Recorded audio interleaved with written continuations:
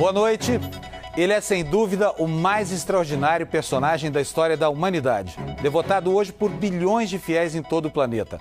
Rabino, revolucionário, profeta, apenas um camponês de uma aldeia pobre da Galileia. Afinal, quem foi Jesus de Nazaré? O que a história e a arqueologia podem nos contar sobre a sua vida e o tempo em que ele viveu? As últimas descobertas. E para fazer essa viagem no tempo e na história, o Canal Livre de hoje ouviu historiadores, teólogos e arqueólogos. E recebe aqui no estúdio o filósofo Mário Sérgio Cortella. Ele é professor da Pontifícia Universidade Católica de São Paulo e durante mais de 30 anos atuou na teologia. Comigo aqui na bancada, os jornalistas Fernando Mitre e Antônio Teles. Mas antes da entrevista, nós vamos ver um pouco da história do homem que dividiu o nosso calendário em dois, antes e depois de seu nascimento. Que força é essa capaz de manter viva uma tradição por mais de 2 milênios? Na origem de tudo, um homem humilde sobre cuja vida pouco se sabe do ponto de vista histórico. Mas hoje, 2 bilhões de seres humanos têm como referência o legado moral a ele atribuído. Apesar de todas as buscas da arqueologia, da história e da antropologia, ainda há poucos indícios documentais sobre a existência concreta do personagem mais importante da cultura ocidental. A maior parte das informações sobre a vida de Jesus vem dos chamados evangelhos canônicos. Foram escritos ainda no primeiro século e tiveram como fonte a tradição oral. Mas eles relatam apenas a vida messiânica de Cristo, entidade que sobreviveu aos séculos e sobre a qual se ergueu o cristianismo. Historiadores e teólogos que afirmam a existência concreta de Jesus tendem a convergir para uma data supostamente entre os anos 4 e 6 antes da era cristã, em que teria se dado o seu nascimento. Mas ao contrário dos relatos pormenorizados do período messiânico de Jesus, os evangelhos canônicos quase não trazem informações sobre sua vida material até os 30 anos de idade. O pouco que a historiografia permite confirmar sobre a vida de Jesus, no entanto, não impediu que ele se transformasse no agente da maior revolução de toda a história da humanidade. Professor Cortella, boa noite, bem-vindo. Olá. Professor, vamos começar repondo aqui o que distingue a existência concreta de Jesus de tudo o que se segue a essa figura mítica que é tão importante para a história da cultura ocidental e para todo mundo. Há evidências concretas da existência de Jesus ou não? Interessante, porque você fala assim, essa figura mítica, mas por uma parte da humanidade ele é uma figura mística, ele não é uma figura mítica. Porque ao se falar em mito, há uma suposição, e algumas pessoas o fazem, de que ele não teve existência desse modo.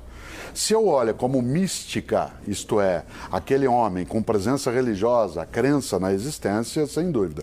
Se eu olhar como mito, esse tema só vem à tona basicamente no século XIX.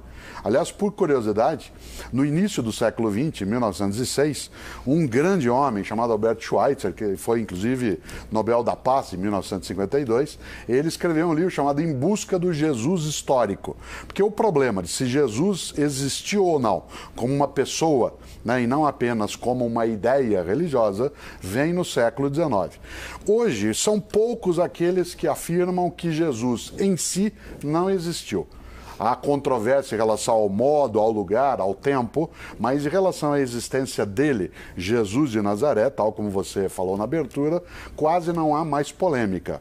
A discussão se dá em torno da noção de Jesus Cristo, isto é, o componente místico, né, que deixaria de lado essa percepção. Por isso, no ponto de partida, é importante que a gente compreenda que talvez como mito, o homem Jesus não é mais considerado, como já foi, né, no século XIX, uma parte do XX, basicamente, forçadamente um mito. Mas sim, isso, uma pessoa cuja percepção religiosa, ela atinge hoje mais de 2/3 da humanidade. Mas, professor, a personagem historiográfica de Jesus Cristo é bastante escassa, né? Sim. Só tem poucas linhas de 4 historiadores. E há uma contestação de estudiosos e arqueólogos de que talvez a existência real de Jesus fosse mais uma hipótese não comprovada do que propriamente uma realidade historiográfica. Então, o que não significa também muita coisa, porque o importante é a transformação que o cristianismo e é isso que eu dizia, e que a figura e agora, de Jesus... Com o Panunzio eu lembrava exatamente essa ideia, quer dizer, temática sobre a existência real do homem, Jesus, ela não preocupará durante centenas e centenas de anos. Ela virá à tona quando a ciência do século XIX desenvolve também algumas ferramentas, entre elas uma arqueologia mais sofisticada, né, e que vai buscar a história do passado. Agora, quando nós olhamos a menção a cristãos, se você olha Tácito, Plínio Jovem, Flávio Josefo, né, você vai encontrar ali menção à ideia de cristãos, inclusive a ideia de algum Jesus, irmão de Tiago. Isso. Nós não podemos esquecer que a importância que nós oferecemos ao cristianismo, ela tem que ser olhada de agora para trás. Porque se nós olhamos, digamos, há quase 2000 anos, o impacto de uma religião que nasce numa pequena região do mundo romano, dentro de um império imenso, né?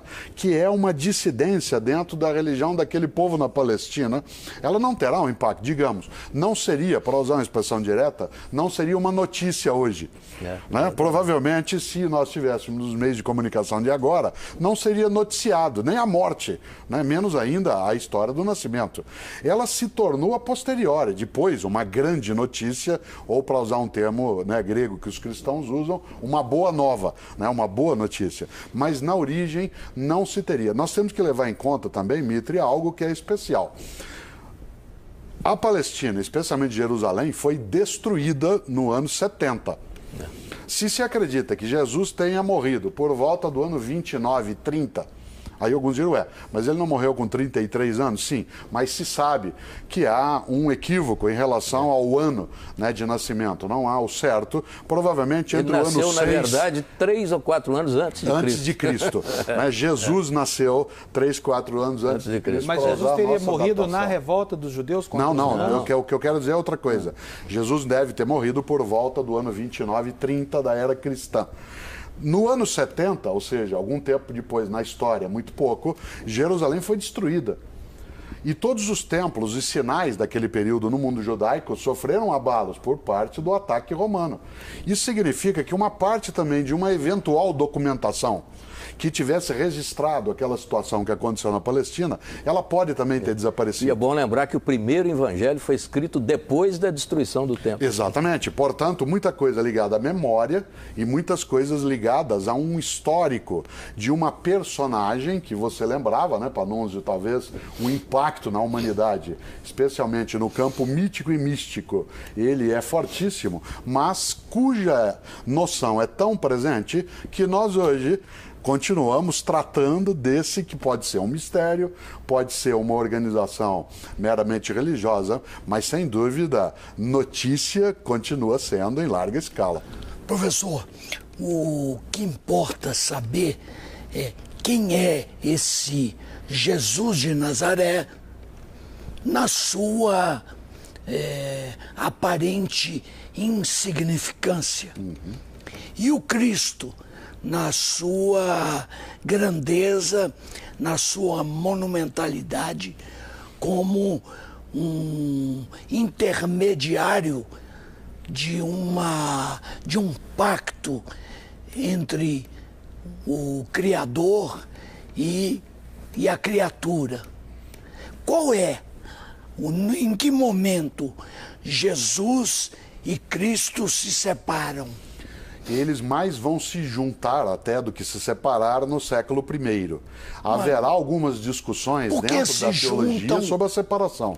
Quando o Cristo ganha uma imagem e uma monumentalidade extraordinária. O século I, aquele em que na datação cristã é o início, ele marca uma série de momentos onde havia muitas ideias de Messias no mundo judaico daquele período.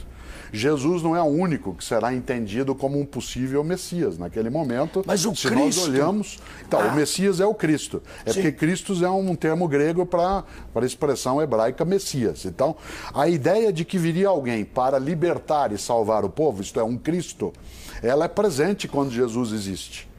ela está ali no seio daquela comunidade, de toda aquela população. Ele era esperado. Professor, tem uma Jesus questão... será entendido como sendo o Cristo, aí eu vou falar o Cristo, e não Jesus Cristo. O Cristo por uma parcela das pessoas daquele momento. E depois, na história, assimilado como sendo o verdadeiro Cristo. Mas, professor, por essa aí parcela. É que está a questão.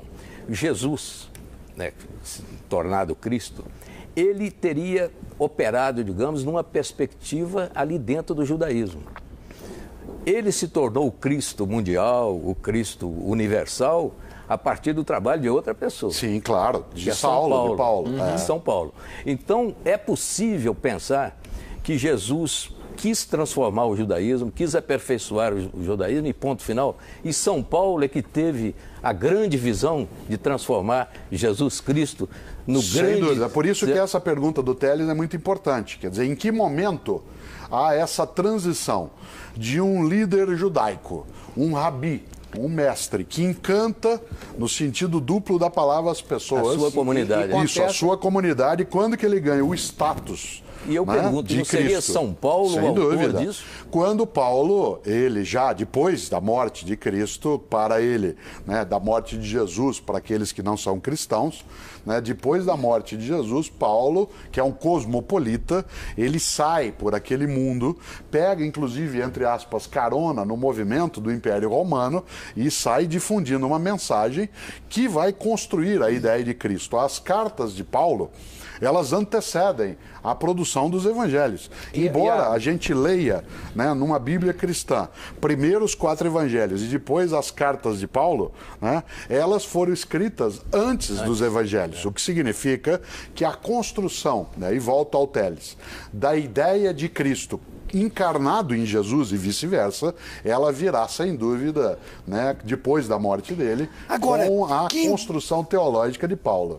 Que importância tem investigar a origem de Cristo, a vida de Cristo, até que ele se manifeste na vida de Cristo, de Jesus, como figura humilde, simples e relevante, até que ele se transforme no Cristo luminoso que traz, por exemplo, a mensagem das bem-aventuranças, que é o resumo de todo um pacto que a humanidade fez com o Criador.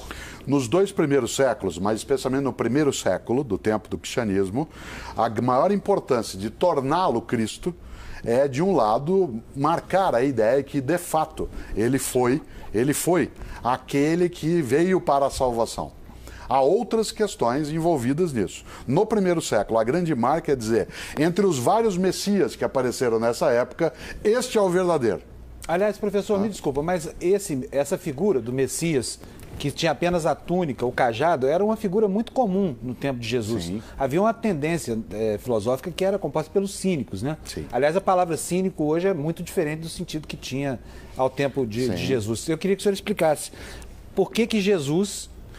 que tem, enfim, inevitável fazer uma associação com o movimento cínico, por que justamente esse personagem ganhou essa importância histórica? Até vamos lembrar um pouco, porque filosofia às vezes é também o meu pedaço, a palavra cínico vem de cachorro. Né? Tanto que quem gosta de cachorro é chamado de alguém que é um sinófilo, não um cinéfilo, como o Mitre é. Né? É um sinófilo, aquele que gosta de cães. É porque na filosofia grega, né, pós-socrática, especialmente com Diógenes, né, o filósofo, se dizia que eles viviam sem nada, pelas ruas, né, como cães. E aí foi chamado de uma escola cínica, isto é, a escola em que as pessoas acham que ela, para existir, precisa ter apenas a ela mesma, sem nenhuma propriedade, sem nenhum bem. Curiosamente, há alguns autores que argumentam que Jesus de Nazaré aderiu né, a esta concepção do ponto de vista filosófico. Isto é, ele partilhava esta perspectiva. Mais do que a estoica. Claro, muito mais do que a estoica, porque a estoica significaria, né, aqueles que, tal como lembravam alguns, aqueles que sofriam encalados. Alguns, inclusive, dizem que João Batista, né, seu primo, e aquele que vai batizá-lo dentro da tradição cristã, ele também tinha, né, por ter vivido no deserto, ter se alimentado com coisas que são do dia a dia banal, que ele seria também alguém com essa perspectiva. João, aliás, é mais próximo dos cínicos, de Diógenes, Antístenes, do que Jesus.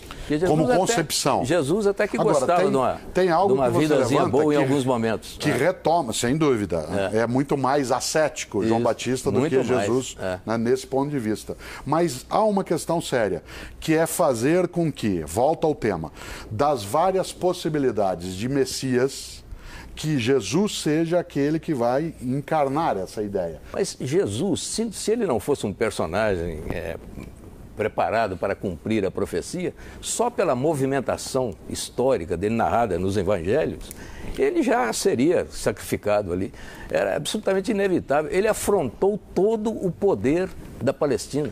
Jesus, sem dúvida, Mita, ele seria alguém naquele momento que independeria de Herodes. Exatamente. Ou independeria. Ele seria executado. Não independeria de Pilatos, dos romanos. Quando ele entra em Jerusalém, né, no burrinho, ele vem lá pelo lado do Monte das Oliveiras, do outro lado da cidade, vindo de Cesareia Marítima, vem Pilatos com as tropas romanas. E Jesus vai para onde? Vai para o templo e vai cutucar a onça lá no templo. A percepção de Jesus de Nazaré na sua pregação naquele momento, narrada nos evangelhos, nas cartas, nos Atos, ela é uma pregação altamente revolucionária, em relação àquele grupo. Isso. A narrativa no Evangelho, ela faz um acordo, um concerto com C, né? Faz um concerto de várias situações vividas. Mas você não tem a dúvida, mesmo que não fosse a história dos romanos, do rei Herodes e Antipas... Ele morreria na cruz, do mesmo modo, cruz, sem dúvida. onde morriam os inimigos de Roma. Por que ele é chamado Cristo e não Emanuel? Porque Emanuel é um nome que se usa para também falar de algo que Isaías tinha profetizado. Você sabe que o nome dele, Jesus, é uma romanização de Yeshua ou Joshua, né, que da onde deu a expressão Jesus, que é uma forma de abreviar o nome de Josué, que é uma das grandes personagens da tradição judaica do passado. Mas até Emanuel, que aí significa Deus conosco, né, que vai dar para nós no Ocidente o nome Manuel, ele é muito mais uma aproximação com uma profecia feita no Antigo Testamento por Isaías do que de fato o nome que ele terá. Porque o Cristo, a palavra Cristo, é derivada de um termo grego. Sim, Cristo é o ungido, o abençoado. Não é do termo indiano ou védico, Krishna? Não tem nada a ver. Não tem a ver. É uma mera coincidência sonora. Uma coincidência. Cristo significa o que ele quer, o ungido, que é aquele que é abençoado, que é aquele que foi o escolhido. Né? Desse ponto de vista, ele combina com a expressão hebraica Messia. Né? Professor, eu só queria deixar uma perguntinha, depois ele responde. É pouco provável, não há nenhuma prova, nenhuma evidência, não há sinal nenhum de que Jesus nasceu no dia 25 de dezembro. E nunca os cristãos disseram isso. Pois nos diz que nós vamos voltar, podemos voltar nessa... Nunca os cristãos disseram qual era a data. Exatamente, mas aí tem uma criaram convenção, isso. Tem uma convenção em relação a isso. Tem uma convenção, mas tem um outro dado histórico, aí esse é histórico interessante. Uma divindade, Mitra, que eu não posso esquecer o nome, nasceu sim, no dia 25 de dezembro, acredita-se segundo a tradição do mitraísmo. Então, alguns vão dizer que é mito, outros vão dizer que é místico. O cristianismo foi lá e pegou essa data. Né? Isso não muda toda a história, né? Mas ele dá um sabor especial porque aprofunda o mistério. E religião é mistério. Professor, nós vamos aproveitar agora, eu queria interromper em função disso, porque nós vamos conhecer a opinião de um outro especialista, que é o historiador André Chivitarese. Ele é professor de História Antiga da Universidade Federal do Rio de Janeiro. Normalmente, quando a gente pede uma prova concreta, nós esperamos um objeto palpável, não é? A cama, a casa, a roupa. Bom, isso não tem. Mas, do ponto de vista acadêmico, científico, nós trabalhamos com o que se estabeleceu como a múltipla confirmação. Isso é, quando autores diferentes, que nunca se viram, que nunca se leram, que nunca se encontraram, são capazes de afirmar frases, ditos, ideias exatamente iguais entre eles sobre Jesus. Então, vou dar um exemplo. Paulo, que é o autor mais antigo que nós temos em termos de produtor de cartas, não é? Ele é capaz de registrar, palavra por palavra, o que Jesus disse na última ceia pascal junto dos seus discípulos. Marcos, um evangelista que veio muito depois de Paulo, sem nunca ter lido Paulo, foi capaz de também falar exatamente as mesmas palavras que Jesus disse. Então, há uma argumentação bastante plausível para dizer que Jesus existiu. Muito embora a gente não conheça sua casa, não conheça sua cama, não conheça sua roupa. E digo mais, hoje a história, a arqueologia já conseguem ver a sombra que Jesus projetou no seu andar. Ainda não chegamos nele, mas já conhecemos a sua sombra. E acho que a tendência, cada vez mais em que a pesquisa avançar, principalmente arqueológica, nós vamos chegar a Jesus. Mas aí, se acharmos, por exemplo, o túmulo de Jesus, como queria um cineasta europeu, acabou o fundamento do cristianismo. Claro. Quer dizer, evidência científica Não, demais o túmulo pode não... Se achasse o corpo. a ossada, digamos. Agora, uma das coisas curiosas, para nós, quando se fala de achar o corpo de Jesus e, portanto, negar o Cristo ressuscitado, É o James Cameron, né? É o James Cameron, canadense, né, que falava disso. Você imagine que, mesmo naquela época, as autoridades judaicas daquele tempo, que queriam se contrapor àquela percepção que Jesus houvera incutido e numa parcela daquela população, se a ressurreição, que é a principal forma de elevar a divindade daquela crença, o quanto que esse túmulo com o cadáver deve ter sido procurado. Ademais, romanos tinham um hábito absolutamente política de Estado. Aquele que fosse executado e que tivesse muitos seguidores, o corpo dele era colocado para apodrecer, para que não se pudesse fazer o culto ao sepulcro, ao lugar onde ele fosse sepultado. Mas no caso de Jesus, José de Arimateia não resgatou o corpo dele da cruz? Mas não que os romanos iam deixar. Eles não tinham uma polícia assim tão ineficiente, né, e que daria para Arimateia pegar, ainda mais numa cidade, né, como Jerusalém.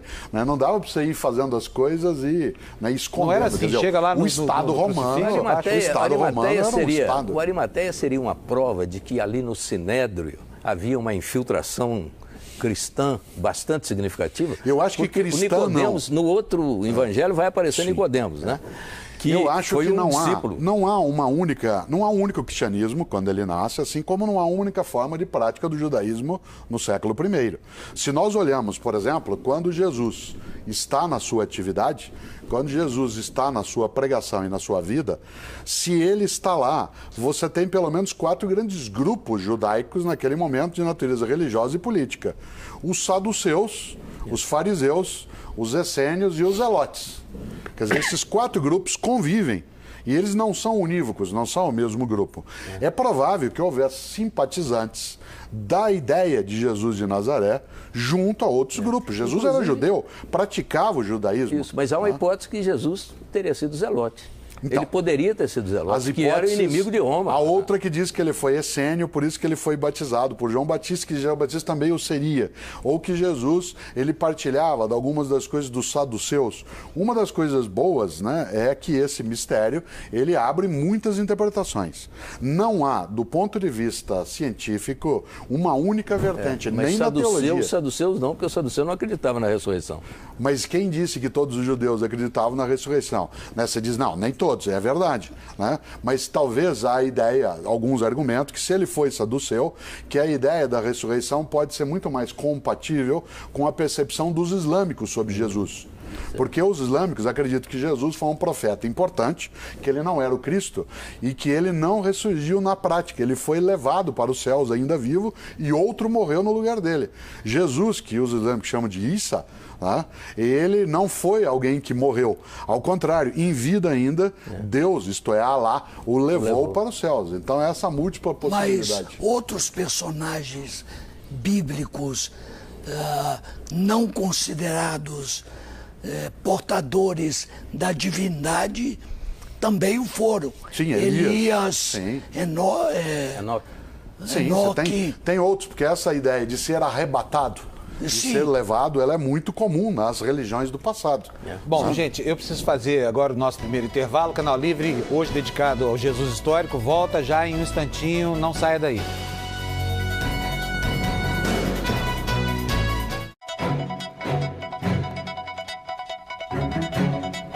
Voltamos com o Canal Livre, que esta noite debate a história de Jesus com o filósofo Mário Sérgio Cortella.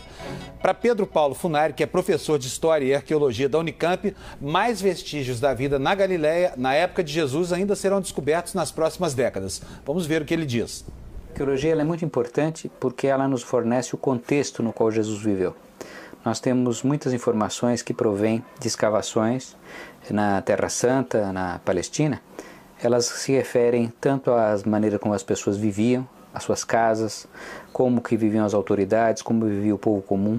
Na Palestina, a vida era ao mesmo tempo muito simples, porque a população local dos seguidores de Jesus eram pessoas analfabetas que viviam no campo, viviam de atividades muito simples como a pescaria, que eram os primeiros seguidores de Jesus, camponeses, mas ao mesmo tempo era uma sociedade muito complexa, porque havia cidades inclusive com uma população estrangeira que falava outra língua, que era o grego.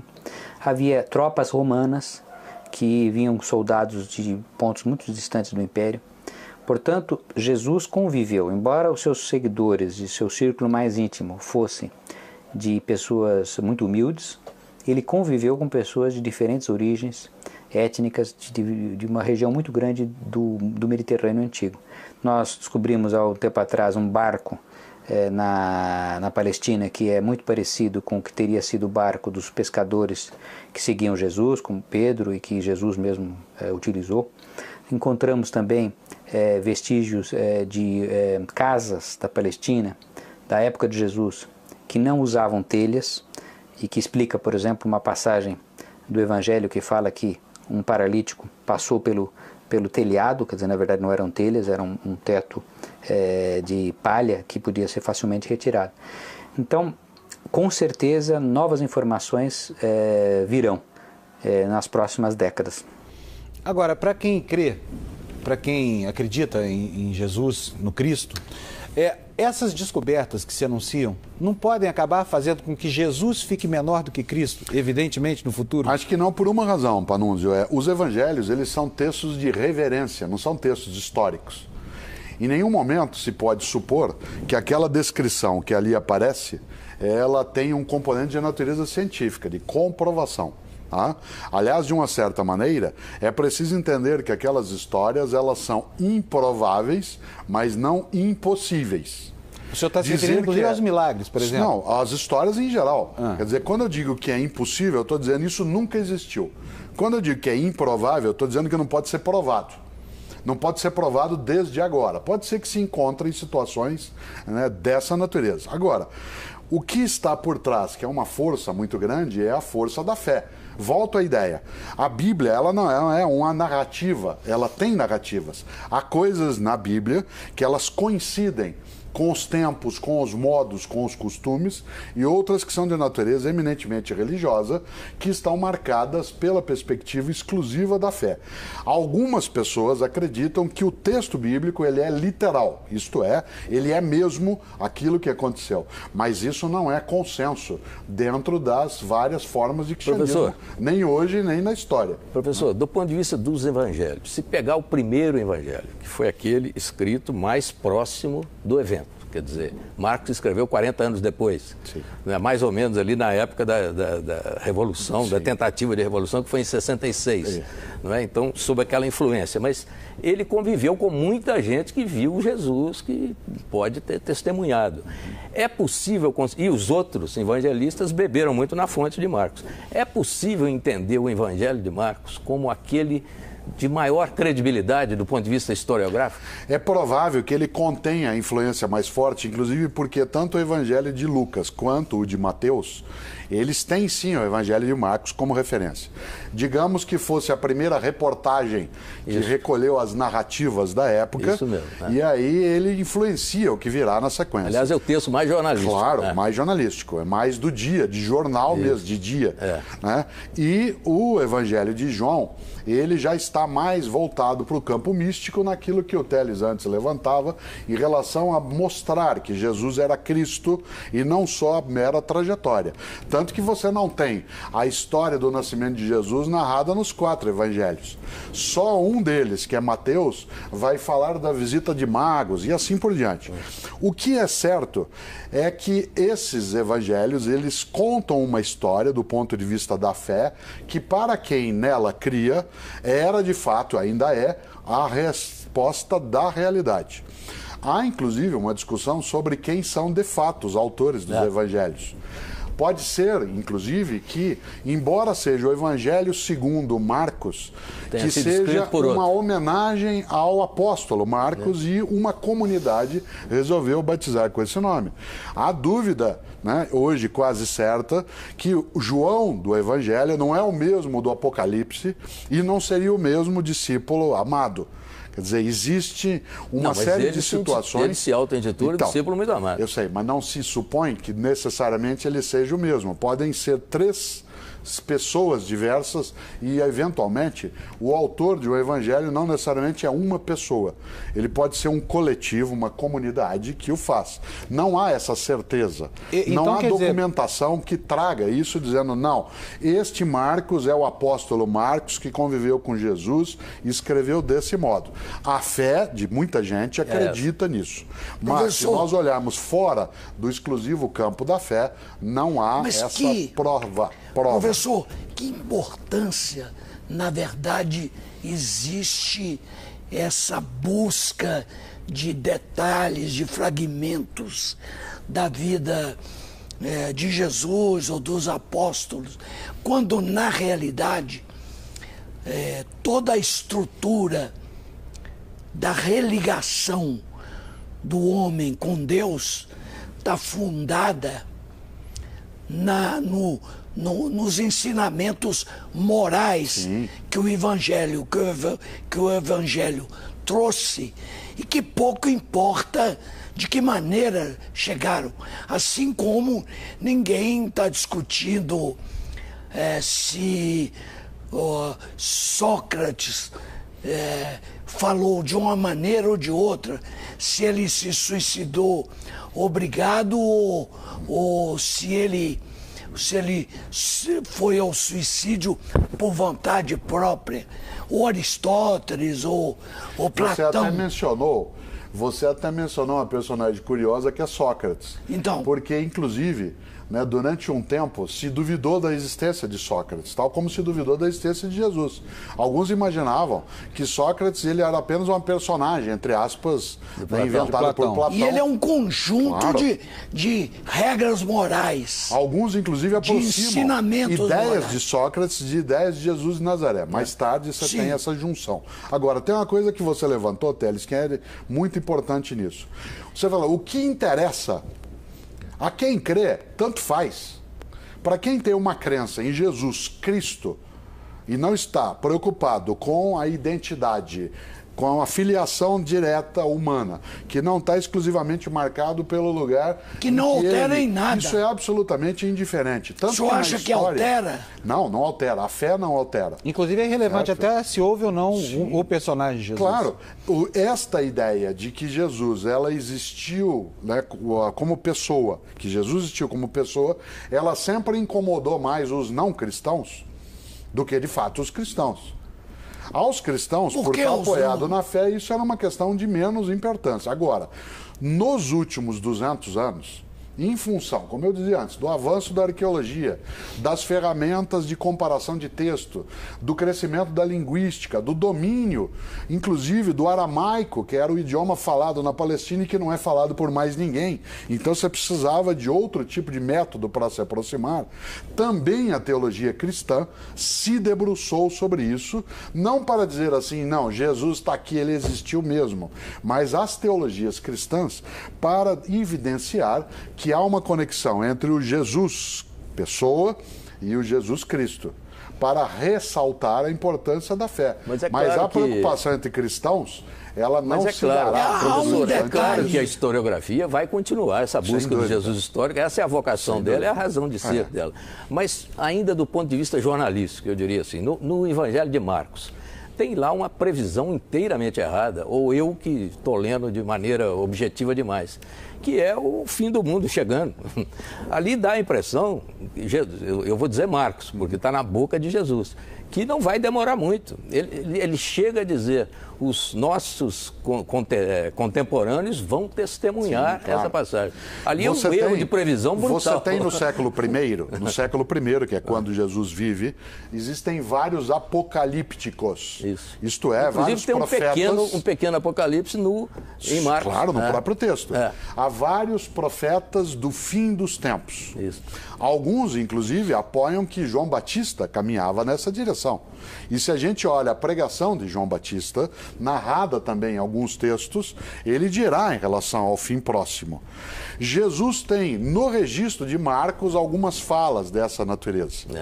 É preciso, nesta hora, olhar aquele tempo para ver que uma parcela daquela sociedade judaica imaginava que o fim estava próximo, que o Messias viria, ia ser um Messias que ia fazer com que os romanos desaparecessem, ia levar a glória que Davi, né, e Salomão tinham trazido era a perspectiva da volta do rei Davi, que é a perspectiva dos judeus. Que era a volta do Messias, nesse sentido trabalhado. Nesta hora, a figura de Jesus, ela vai tomar um veio que um grupo entenderá, de um lado, como sendo aquele que trará a vitória na batalha final, e outros não. Dentro do cristianismo que nasce, haverá essa dissensão.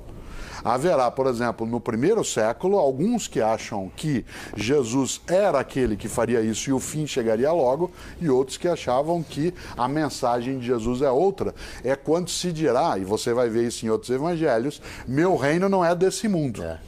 Quando essa expressão, do ponto de vista teológico, vai ser trabalhada, se está dizendo que a vitória não é na terra.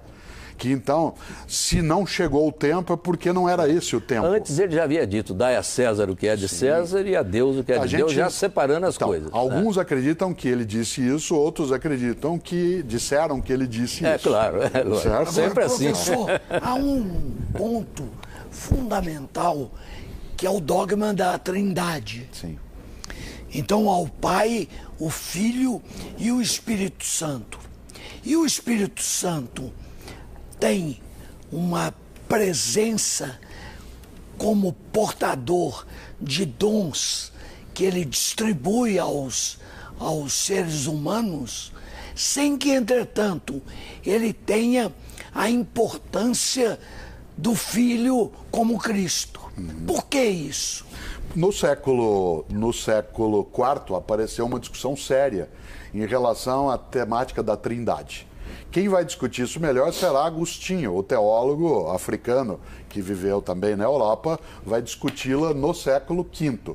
Mas no século IV, o Concílio de Nicéia, que foi em 325, foi inclusive convocado pelo imperador Constantino para debater coisas ligadas a isso, porque havia uma teoria cristã daquela época, defendida por Ário, né, que era o arianismo, que dizia que Jesus, se ele provinha do Pai, então ele foi criado depois, porque ele do Pai saiu.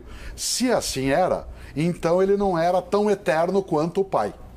E o Espírito Santo disso decorria.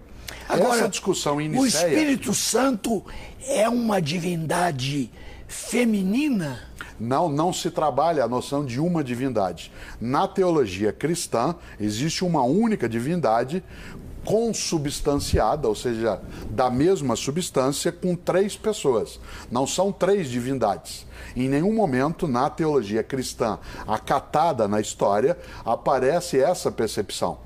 A ideia do 3, que é recorrente, né? Porque professor, mas aí é um toda mistério. A lógica do 3, Miguel, Rafael, Gabriel, aí é um Jesus, mistério. Maria, José, mas o 3 é um mistério dentro da concepção cristã. Pouco compreensível. Por isso que ele é mistério. Olha, eu vou fazer o seguinte, preciso fazer uma parada. Teles, vamos fazer o seguinte, a gente pode retomar no próximo... A gente retoma no... O Teles quer resolver o mistério agora. Então nós vamos esperar o comercial, a gente resolve depois do comercial. A gente faz uma paradinha e volta daqui a pouquinho, depois do intervalo, com o Teles retomando o mistério da Santíssima Trindade.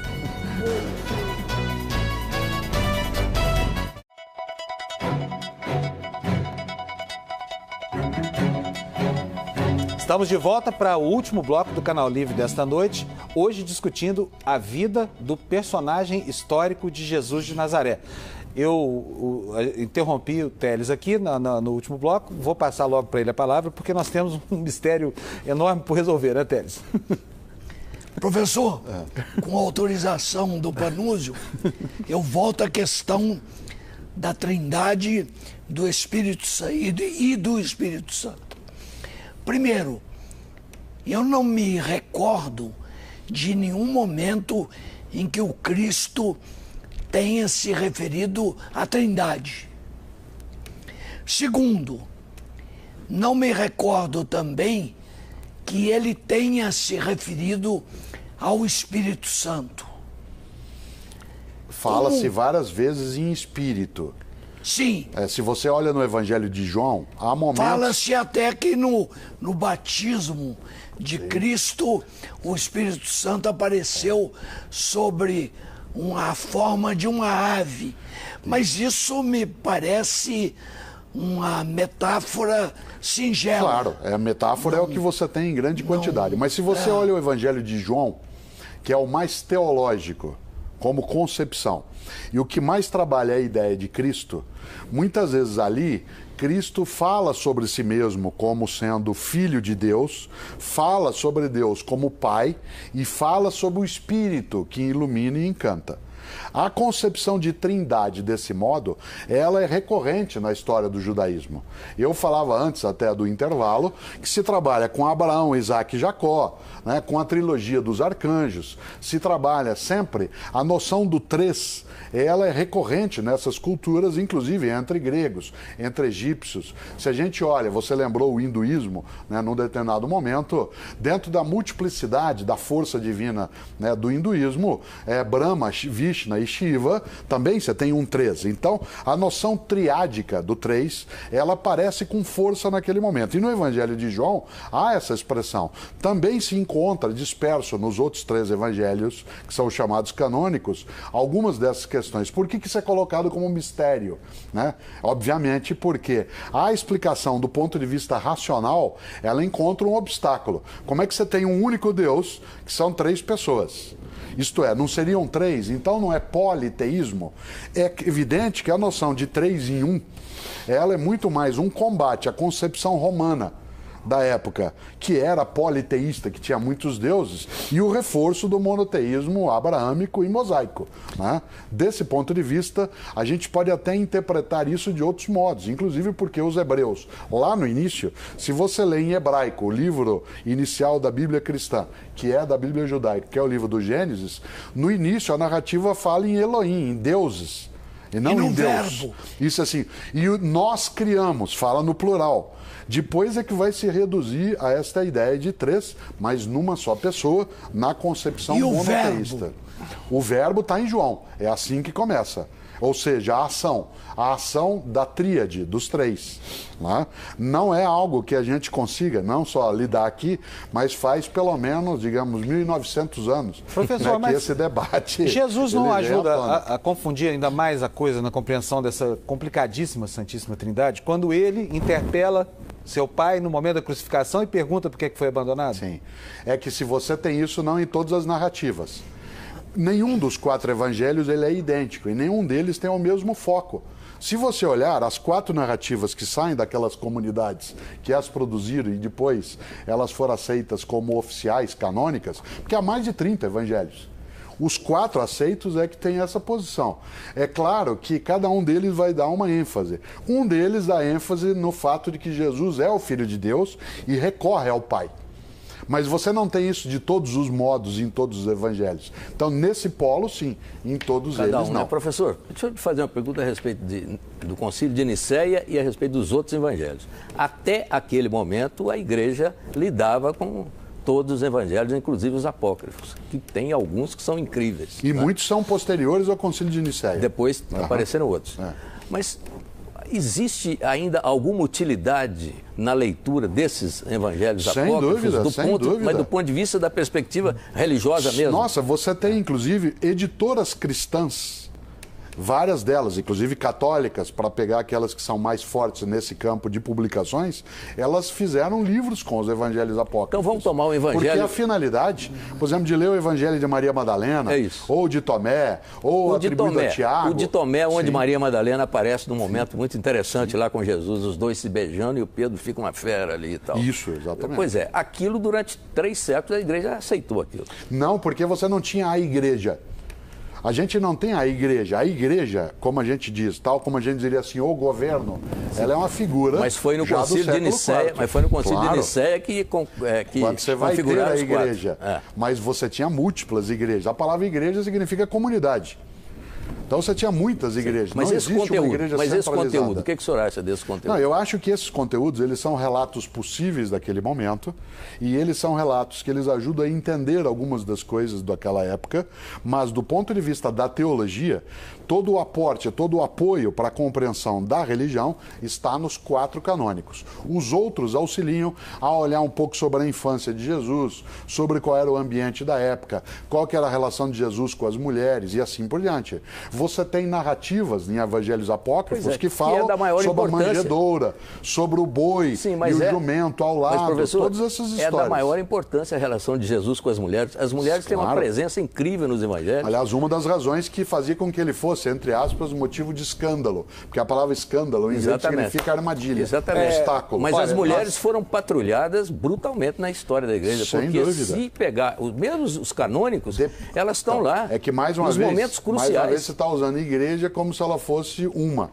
E a gente tem muitas igrejas, muitos cristianismos. Se a gente chama de igreja católica, apostólica, romana... Estou me referindo a essa. A essa, sem dúvida. É um herege, mas é preciso lembrar porque ele defende que nos primeiros 5 séculos do cristianismo, a figura feminina mais exaltada nas comunidades cristãs era Maria Madalena. Mais adiante é que será Maria, mãe de Jesus.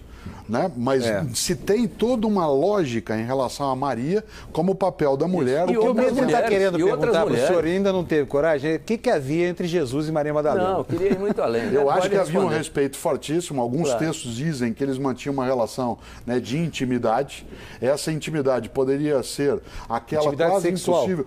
Alguns textos diriam que sim, mas não nos evangelhos apócrifos. O que se dizia em alguns relatos é que Jesus às vezes osculava, beijava, isso dava ciúme em outros, a Maria Madalena na boca. Agora, esse não era um gesto de natureza sexual. Mas São Pedro ele não beijava na boca, né? Então tem a diferença. Então, esta lógica entre 2 homens, ela não era a mesma que entre um homem e uma mulher. Agora, esta questão, ela é algo que passa lateralmente no dia a dia, né, do cristianismo. Quando a gente olha, vez ou outra vem à tona esse debate sobre se ele foi casado com ela. Isso. Os evangelhos aceitos na teologia cristã dizem que não. Não, agora, as mulheres têm uma presença, viu, Panunzio? As mulheres têm um outro tipo de presença no Evangelho, que é a presença da coragem. As mulheres são muito mais corajosas do que os homens. Claro, foi para uma mulher que Jesus se manifestou a primeira vez, os homens foi fugiram. a samaritana.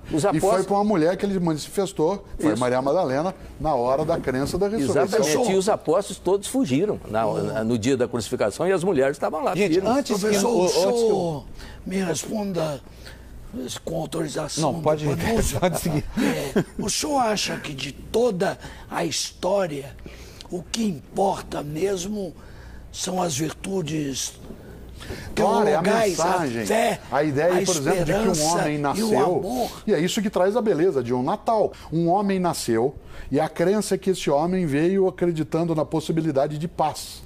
E que essa religião Que é o fala em amor. fraternidade, fala em amor.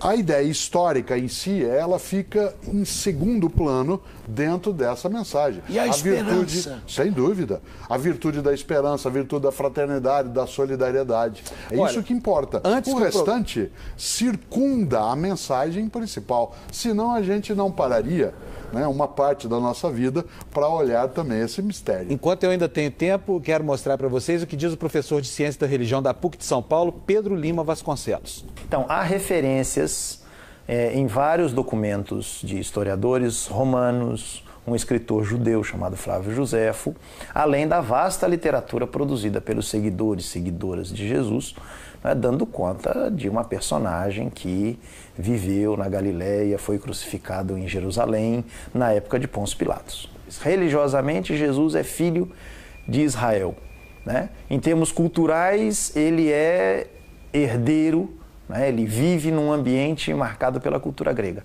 E política e militarmente a dominação é romana. Um filho de Israel, né? Filho das tradições de Israel, né? Um líder, do ponto de vista sociológico, a gente o chamaria de um líder carismático. Seus seguidores e seguidoras descobrem nele palavras que ressignificam a vida, as próprias vidas, dão um outro rumo às próprias existências. Nesse caminho, nessa atuação de alguém que tem palavras significativas, renovadoras da vida, suas ações libertadoras registradas nos evangelhos na forma dos milagres, esse conjunto de palavras e ações o colocou em rota de colisão com as autoridades religiosas e políticas da época, o que resultou exatamente na sua crucificação. Professor, infelizmente, uma palavra que não gosta que eu use aqui, mas enfim, nosso tempo terminou e nós só temos tempo agora para suas considerações Então, você finais. vê, o nosso tempo terminou e a história do cristianismo não. Vai continuar mais Ela 2010 persiste anos. com essa inquietação, esse debate. Os 3 especialistas que falaram, todos eles têm nome de apóstolo, né? São 2 Paulos, um Pedro, né? Aliás, um André, um Pedro e o Pedro Paulo, que é o Funário e tal. Isto que impacta. são 2 apóstolos. Claro, né? Santo Antônio, né? São Fernando. E São né? Fábio, São Fábio. modestamente. Não tem São Mário, mas tem São Sérgio. Quer dizer, esta lógica. São Fernando, que era o alguns- nome verdadeiro de Santo Antônio. que alguns chamam de santo, outros não usam a ideia de santo. Tudo isso envolve nós. Temos isso como uma história de beleza que precisa ser olhada com o respeito de quem é cristão e quem não é. Pela beleza que ela carrega, porque não há nela, na mensagem original, não há um anúncio de violência, não há um anúncio de morte, a capacidade de convivência. A história trouxe isso em várias situações, mas na mensagem original, é uma mensagem de paz, alegria, fraternidade e, claro, de vida eterna. Olha, muito obrigado pela sua presença aqui no Canal Livre mais uma vez. O Canal Livre de hoje fica por aqui. Nós agradecemos a presença, então, do filósofo Mário Sérgio Cortella no programa. A você também, muito obrigado pela sua audiência. Uma ótima semana. No domingo que vem tem mais Canal Livre aqui. Tchau.